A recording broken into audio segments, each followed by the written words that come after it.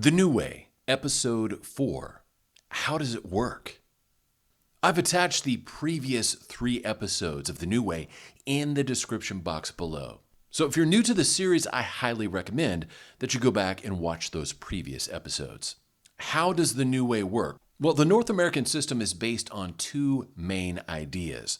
Number 1, legitimate government operates by the consent of the people. This is a classic American idea, that government is a contract between the government and the governed. And it's only when the government lives up to the ideals put forth by the people that that government can be considered legitimate. Idea number 2, government functions best when it's close to home. Governments that are close to the people tend to better represent the people. Think of the difference between your state legislature and the DC legislature. Which one's a better representative of your beliefs, your ideology, and your culture?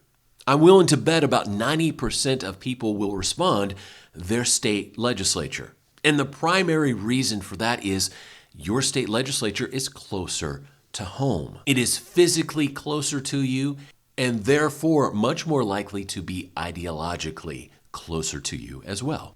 Legitimate government operates by the consent of the people, and government functions best when it's close to home. Understanding those 2 ideas, we can take a good solid look at the foundations of the North American system. At the ground level, the states are the foundation of North America because it's at the state level where the everyday concerns of the people are addressed. And most importantly, it's in the states that the people have the greatest impact on their government. Think of all the aspects of life that are decided at the state level. We're talking about judicial systems. We're talking about voting.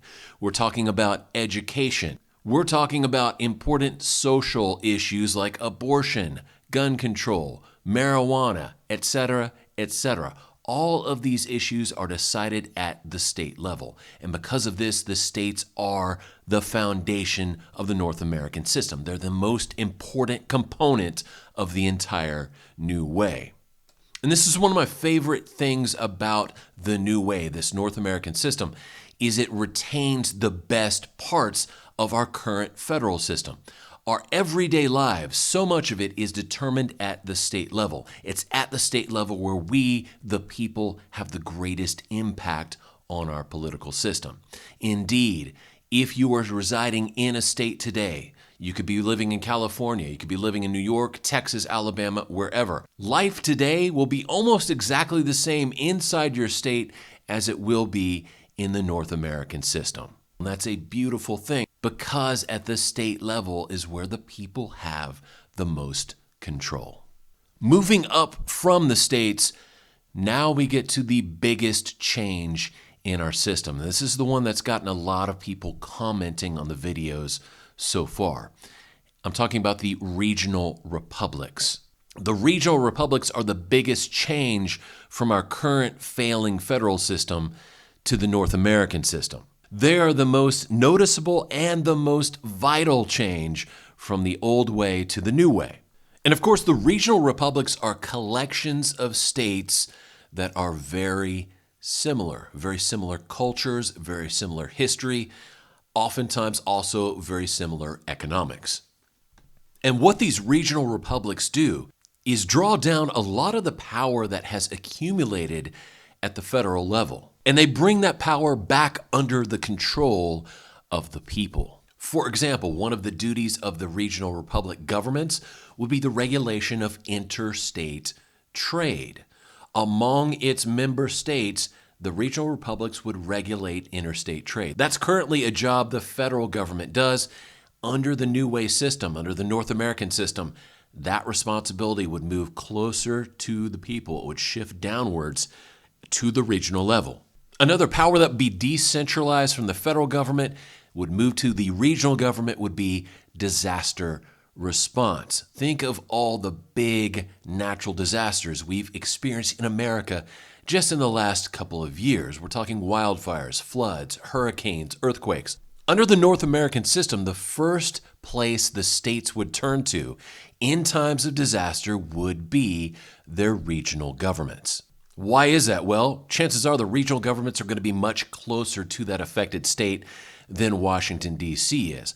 Secondly, and equally as important, those states are going to have experience in dealing with that kind of natural disaster. They'll have resources and manpower on the ready to go. And I'm talking ready to go in a matter of hours. For example, take a look at the Southern Republic. These states, a good deal of them, have dealt with hurricanes before. They know exactly what to do in order to both prepare and respond to a massive hurricane. So if a state from the Southern Republic suffers from a catastrophic hurricane, the states within that republic, their sister states, can send material and manpower to the affected state in a matter of hours. Those resources will be ready to go at all times. And what's even better is all the states in the Southern Republic will have a plan in place to respond to hurricanes.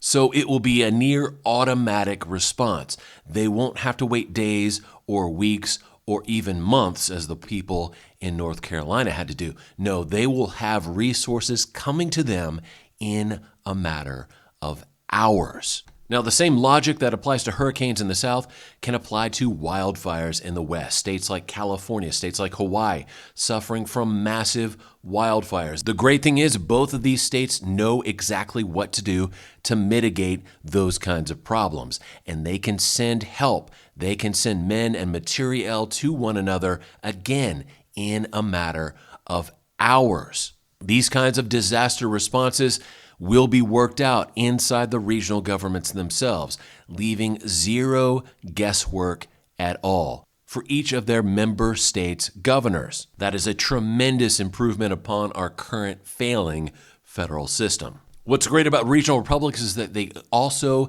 can develop their own supply chains. At the height of globalist America, at the height of the American empire, so many of our supply chains were stretched out across the world. And it was seen as kind of a marvel of modern civilization. The just-in-time supply chain where you could get your product right when you needed it.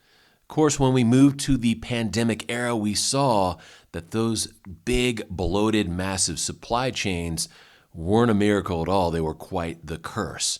Because in times of emergency, or even when times are not ideal, those big, global, complex supply chains shut down. They collapsed. And as a result, people could not get the items they needed. In the North American system, each region will be encouraged to start developing its own supply chains. First and foremost, for the necessities of life, such as food, such as clean water, such as medicine. In addition to those necessities, of course, we'll also see supply chains develop for things like creature comforts. Now, these regional supply chains will do a couple of great things. Number one, it'll shorten the amount of time it takes for goods to get from their point of origin to the end user. Number two, it will lower the cost of goods and services, because when you shrink the size of your supply chain and shorten the amount of time it takes the supply to get from point A to point B, you're going to lower costs. This will benefit everyone. The benefits don't stop there, though. The benefits of the regional system actually go up the chain as well to the national government. You think about the executive branch of the national government, the President of the United States and his cabinet and the various executive agencies. They currently have to interface with 50 states. That is 50 different political entities.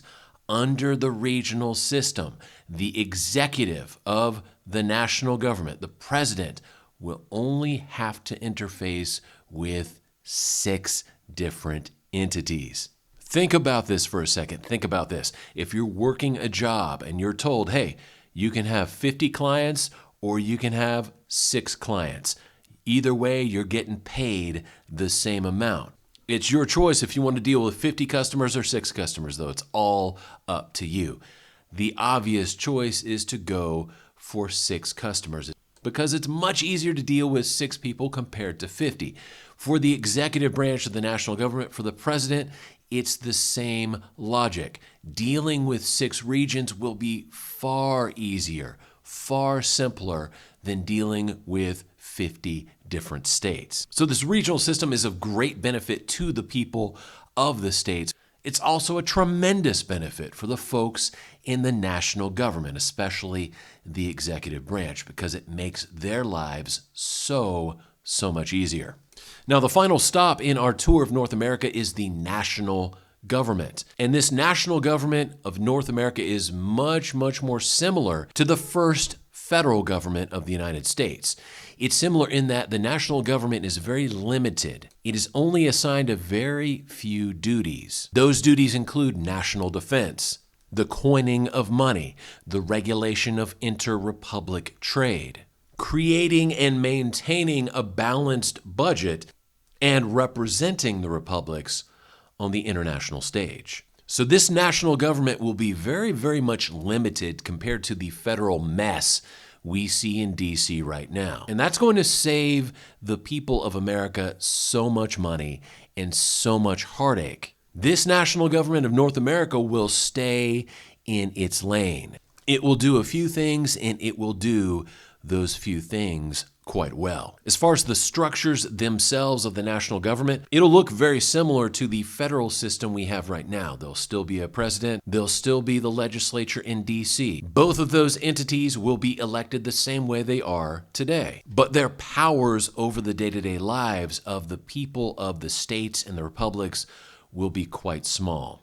Instead, the focus of the bulk of the time and energy for those in the national government will be looking outward. And the great thing about that is that means a lot less of your tax money will be required to run that national government. So that's the North American system in a nutshell. In many ways, it looks very similar to what we have now. There are some big differences, though. Number one, the states are the foundation of the North American system because it's at the state level where we, the people, make the biggest impact. Number two, the biggest change from what we have now is the introduction of the regional republics. And as described in this video, the regional republics are going to be a wonderful blessing to the people of America. They're going to bring a lot of that power that's accumulated in D.C. and bring that closer to the people. They'll bring that power to a place where it's answerable to the people of the states. Number three, we will have a national government. That government will look very similar to what we have now in our failing federal system. We'll have a president, we'll have a legislature. They'll both be elected in the same manner in which they're elected today. The big difference, though, is that their responsibilities will be a lot less involved in the day-to-day affairs of everyday Americans and a lot more outward focused on the international stage. Hope you enjoyed this episode. Next time, we'll talk about adding new territories to America and why that will be so much easier in the North American system. As always, this is Kevin with The New Way. I hope you enjoyed this description of how the New Way works. And until next time, God bless each and every one of you, and I'll talk to you later. Bye.